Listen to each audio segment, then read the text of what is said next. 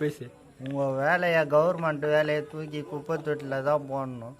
ஒரு நைட்டில் ஒரு தூங்குறதுக்கு கரண்ட் இருக்குதா? கரண்ட்டை கொடுக்குறேன்னு விஜய் வாய்க்கையோ பேசிட்டு அதுக்கடுத்தது யார் அவர் பேர்? ஆதவர்ஜுனா. அவரை வேற மின்துறை அமைச்சராக நியமித்து விட்டதுக்கு நல்லா வருது பவரு. எல்லார் வீட்லேயும் நல்லா நிம்மதியாக தூங்குறாங்க.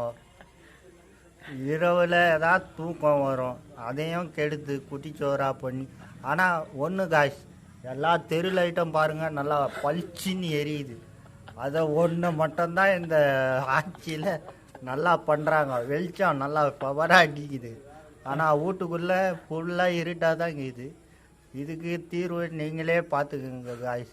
வெளியூரில் வெளிநாட்டில் இருந்தாலும் வந்து ஓட்டு போட்டிங்க விஜய் அண்ணன் ஜெயிக்கணும், எங்கள் அண்ணன் விஜய் அண்ணன் நீங்கள் நல்லா நடத்துகிறாரு ஆட்சியை.